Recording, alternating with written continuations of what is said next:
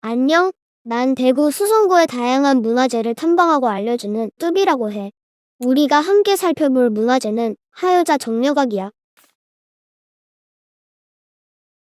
예로부터 우리의 조상은 유교에서 강조했던 충, 표, 멸을 매우 중요하게 생각했어.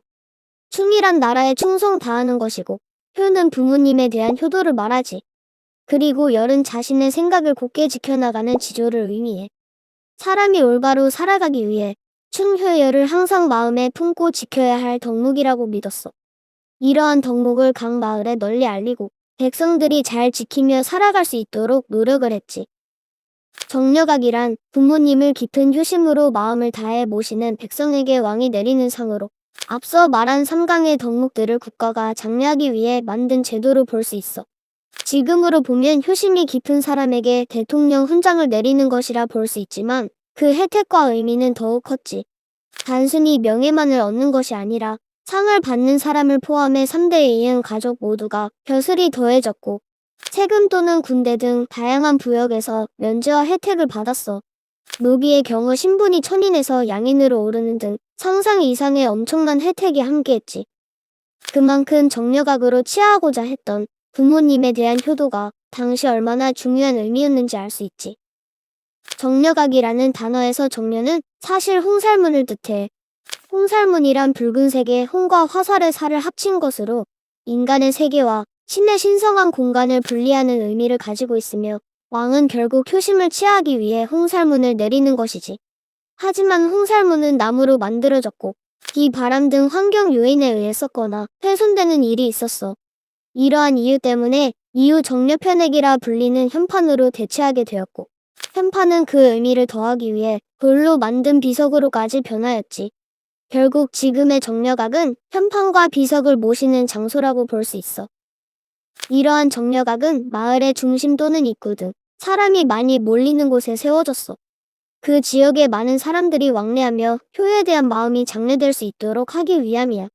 또 왕이 내리는 상인 만큼 당시 건축 기술 중 가장 고급의 기법들이 집약되어 있어. 화려한 단층과 기와도 올라가 있지. 한 가지 재미있는 것은 정려각으로 들어가는 문이 다른 곳보다 낮고 좁다는 것이야.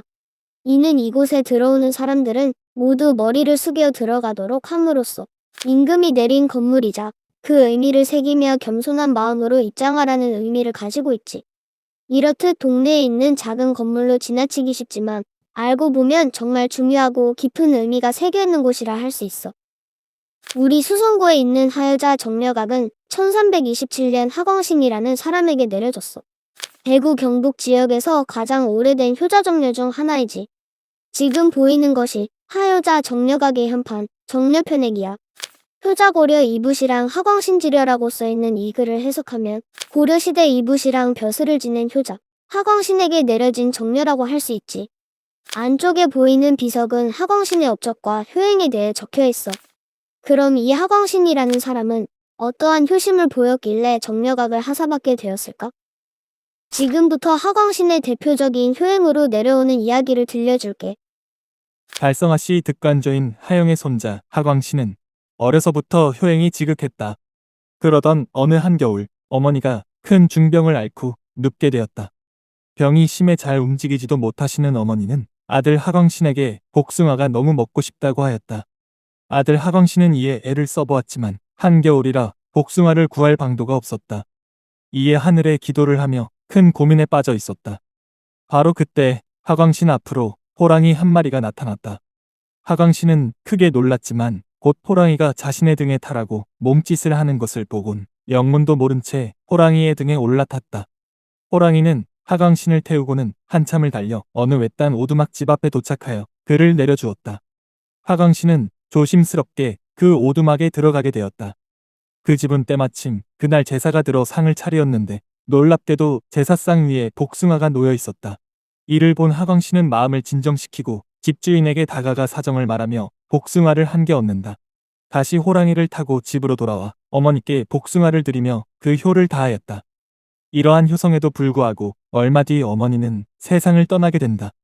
그 이후 하광신은 어머니의 무덤 옆에서 3년 동안 심여살이를 하게 된다. 어머니를 위하는 하광신의 효심이 느껴지지 않니? 여기서 심유살이란 부모님께서 돌아가시면 장례 이후 묘 옆에 움막을 지어 3년 동안 돌아가신 부모님을 모시는 것을 말해.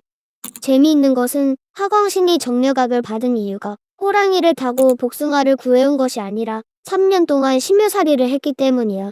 당시에는 이러한 심유살이가 정착되지 않았기 때문에 이를 더욱 알리고 장려하고자 왕이 하광신에게 정려각을 내린 것이지. 덕분에 많은 백성들은 정려각을 통해 하광신의 효행을 보았고 그 마음과 행동을 함께 따르게 되었을 거야. 대구 경북에서 가장 오래된 효자정려 중 하나인 하여자 정려각에 대해 알아보았어. 예나 지금이나 낳아주고 길러주시는 부모님에 대한 효심은 항상 중요하지. 혹시 정려각이 주변에 있지만 지나쳤다면 방문해서 그 의미를 함께 느껴보면 좋겠어. 비록 겨울에 호랑이를 타고 복숭아를 가져오기는 어렵겠지만 오늘은 부모님께 감사하다는 말로 고마움을 전해보는 건 어떨까? 부모님도 복숭아를 받은 만큼이나 기뻐하실 거야.